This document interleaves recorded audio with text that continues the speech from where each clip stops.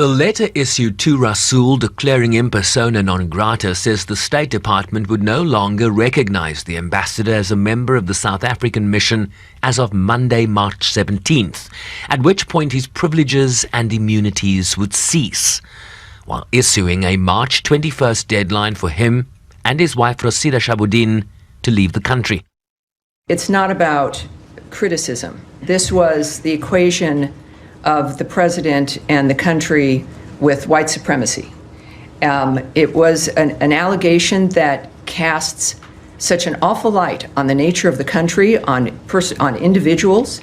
It is. I mean, if we don't have a standard about the nature of someone who is in this country, who is supposed to be a diplomat to help facilitate the relationship between two countries, and that this is the standard of it, we deserve better. We've had a decent level of diplomacy with South Africa. There are some challenges, but you want people in each embassy who can actually facilitate a relationship.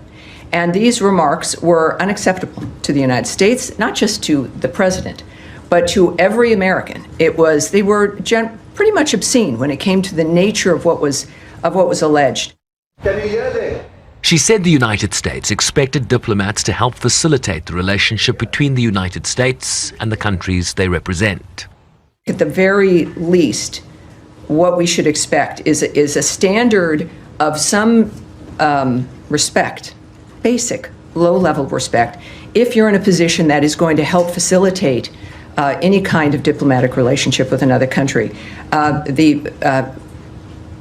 This particular individual certainly didn't meet that standard, and it is a message to people of what America expects, what the president expects, what the Secretary of State expects, what this whole administration expects when it comes to treatment of the nation itself and as a result of the people in this country. And so that's why it was done. Bruce also restated other disputed concerns that President Donald Trump and Secretary Marco Rubio have leveled against Pretoria. The unjust land expropriation law, as well as its growing relationship with countries like Russia and Iran. That's what prompted the serious review of our South Africa policy, which continues to be underway. They have taken also, the South African government, aggressive positions toward the United States and its allies, including accusing Israel, not Hamas, of genocide in the International Court of Justice, and reinvigorating its relationship with Iran to develop commercial, military, and nuclear arrangements. So this isn't one just of demeanor or decorum, however they add into it. Rasul received his marching orders from the US government after he described the administration of President Trump in a webinar hosted by the Mapungubwe Institute for Strategic Reflection as mobilizing supremacism against the incumbency at home and abroad. This is what he told us on January 14th, a day after he presented his credentials to former President Joe Biden. This is probably going to be one of the most difficult assignments that I've had to accept on behalf of South Africa. The first time I came here, it was under President Obama. It was a language of solidarity.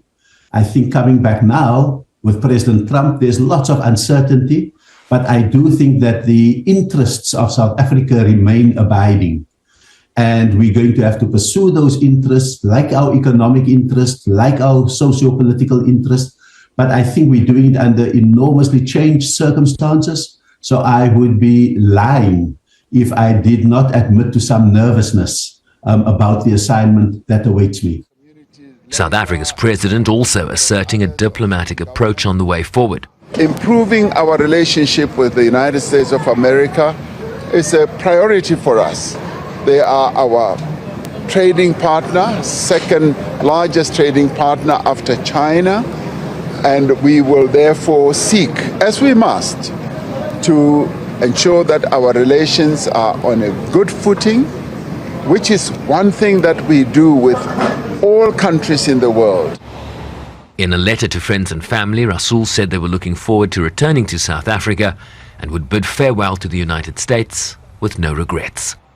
The priority for South Africa's government now is to repair a strategic relationship that has gone through one of its toughest periods in recent months, certainly since the country's re-emergence as a fully fledged democracy in the mid-1990s. SABC News understands that there was direct engagement behind the scenes with the White House about key elements to a forward-looking arrangement between Pretoria and Washington, be that in terms of geopolitical positions, trade and investment, and the Afrikaner question, among others. That work now has to continue, and who President Ramaphosa appoints to replace Rasul is likely to play a catalytic role in that regard. Shervin Bryce, please, SABC News, New York.